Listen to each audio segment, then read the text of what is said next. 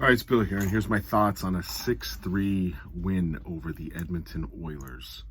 I also noticed that my video that I posted for the Washington game did not go on YouTube. Maybe I should, quality check.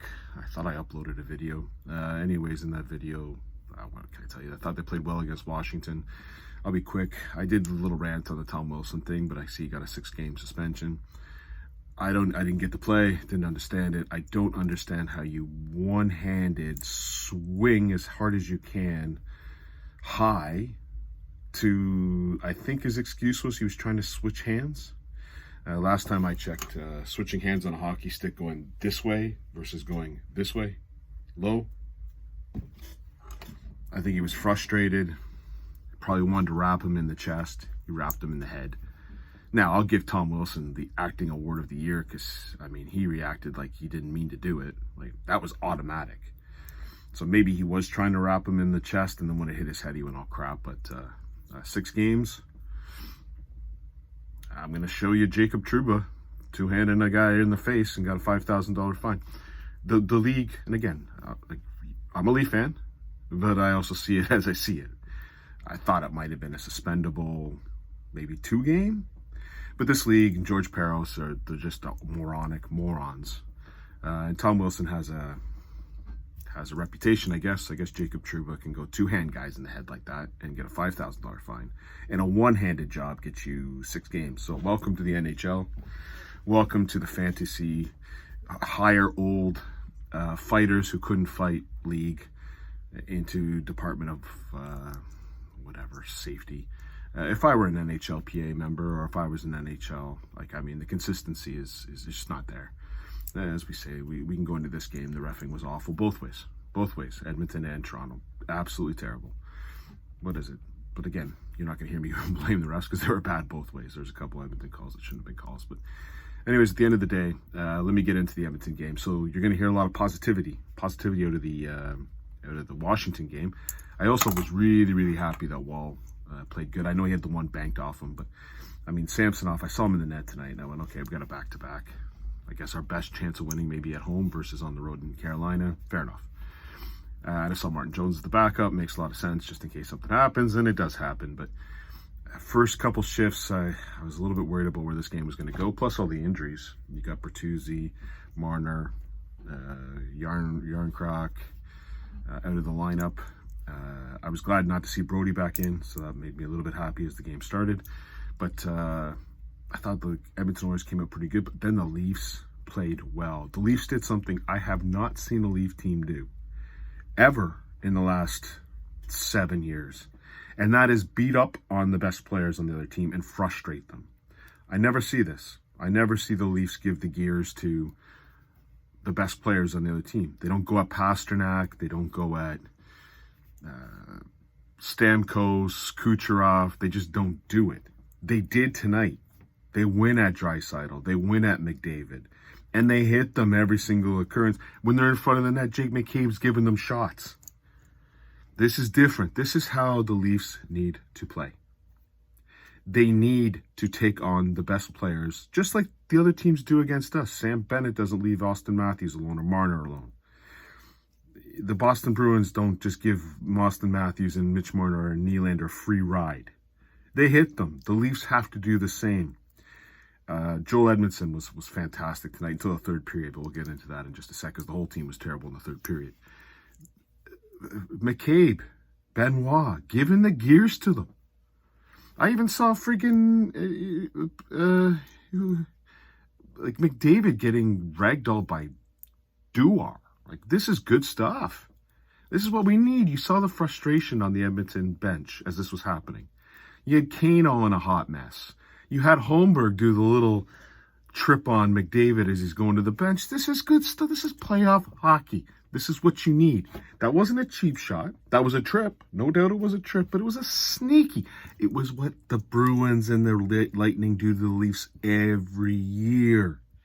The Leafs need to do this. And they did it tonight. And they got a lot of goal. Bobby McCann had a fantastic night. Everything was going to the net except if your name was Nylander. And even Nylander sort of went to the net, but then passed, but turned into a goal, so I can't complain. The go into the net, driving, being physical, cross-checking people in front of the net. This was fantastic to watch. I did notice that Brody wasn't on the ice for any of this, and I certainly didn't miss him. I'll tell you, as I watch the Leafs games, do I miss players?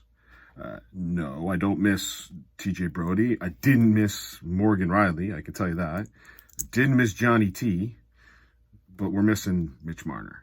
There's no doubt about that. We'll get into the third period. And as you know, I'm not the biggest Mitch Marner fan, but we are missing him. His penalty kill alone, his ability to make plays alone, we're missing that. You can see it on the ice. We're actually missing him. Where the other players didn't miss them.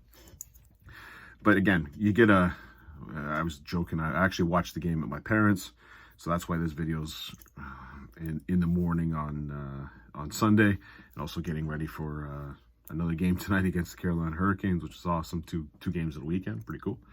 But yeah, again, the team played. I was talking with the parents, and like, this is insane. They're playing great. And by the end of the second period, it's 5-0. You got 2 Omberg goals. McCann all over the place. Nylander. It was the only time that things went offside or when McDavid was on against the Tavares. But even then, they kept them kind of to the outside.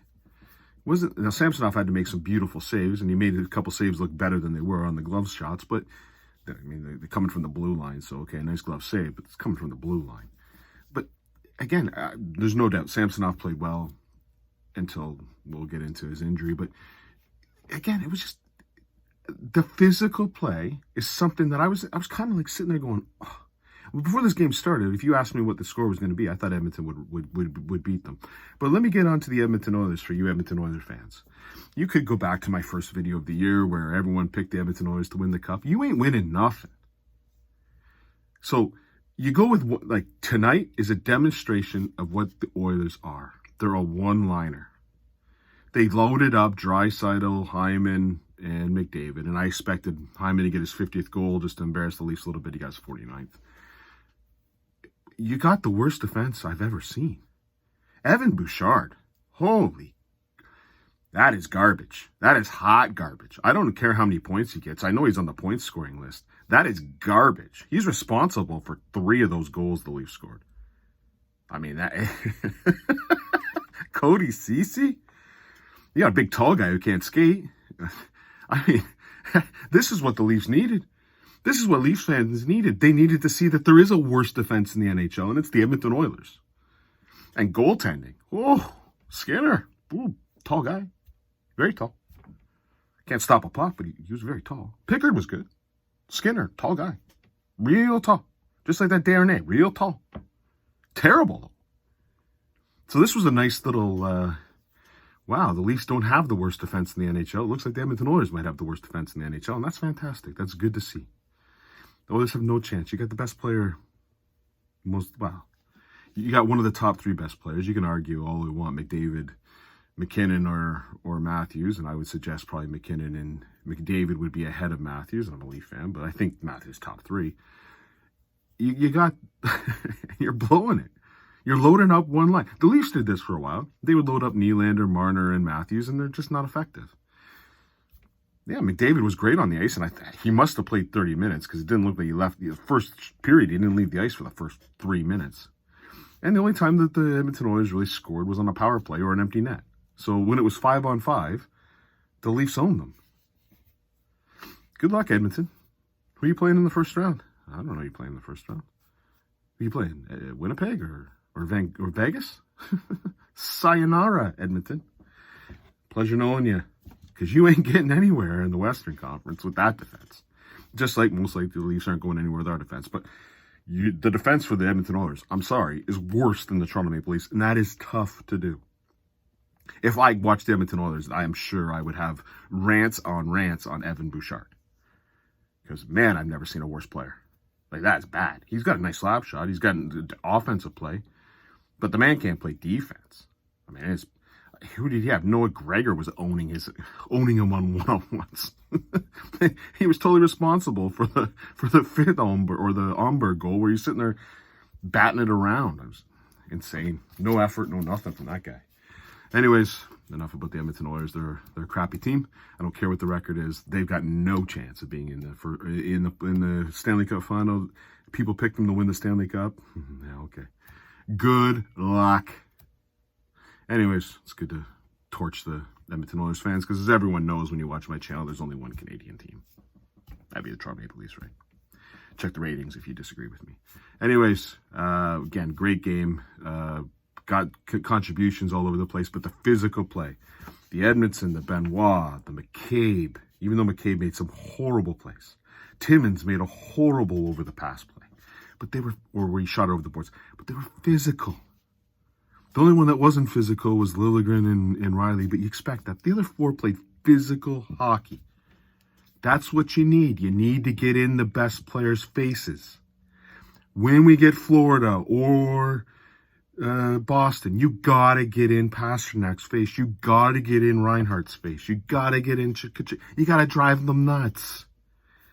Edmonton seems like he might be a guy. He certainly ran their best players, and it caused a nice power play with Darnell Nurse getting a 2 and a 10. We got Draisaitl being taken off the ice because Edmonton. Those are good trades. I'll take a Draisaitl for Edmonton 2-minute trade any day of the week. So, for you Leaf fans that tell me I'm a negative Nelly, positive. I'm positive Pete today. I don't still like their chances when they get Florida or Boston, but I'm a positive person. Play that way. We'll see how they play against Carolina tonight. Cheers.